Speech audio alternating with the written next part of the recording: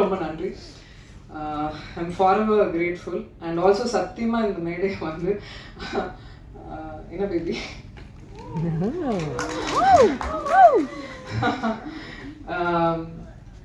இந்த மேடை வந்து எங்கள் அனௌன்ஸ்மெண்ட் மேடையாக சத்தியமாக நாங்கள் நினைக்கல. காலைல தந்தியில் ஒரு நியூஸ் வந்த உடனே நான் ஆல்ரெடி முன்னாடியே சொல்லிட்டு இருந்தேன், தயவுசெய்து நீங்கள் என் ஃப்ரெண்டு, நான் உங்கள் ஃப்ரெண்டு, 15 வருஷம் ஃப்ரெண்டு, அதே மெயின்டைன் பண்ணிக்கலாம் அப்படிலாம் சொல்லிட்டு வந்தால் காலையில் நியூஸ் வந்தது. அதுக்கு மேலே நண்பர்களாக உறவினர்களாக அவங்க கூட இருந்து ட்ராவல் ஆகிருக்கோம், நானும் சரி விஷால் அவர்களும் சரி. ஸோ இதுக்கப்புறம் மறைக்கிறதுக்கு ஒன்றும் இல்லை. ஆமாம், என்ன பேபி சொல்லிடலாமா? நாங்கள் வந்து ஆகஸ்ட் 29th வந்து கல்யாணம் பண்ணிக்கலான் இருக்கோம்.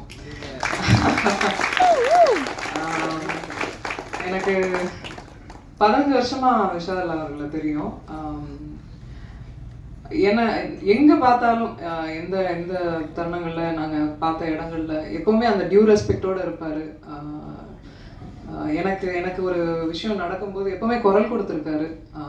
எங்கள் வீட்டுக்கெலாம் கூட எனக்கு தெரிஞ்சு எந்த ஹீரோஸும் வீட்டுக்கெலாம் வந்ததில்லை. ஒரு பிரச்சனை நடக்கும்போது கூட he came to the house. Very sweet of him to you know. அந்த கெஸ்டரே எனக்கு ரொம்ப ரொம்ப பிடித்தது.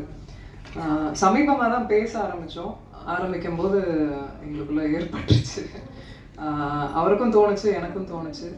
2 பேரும் மியூச்சுவலாக அது அக்செப்ட் பண்ணிக்கிட்டோம்.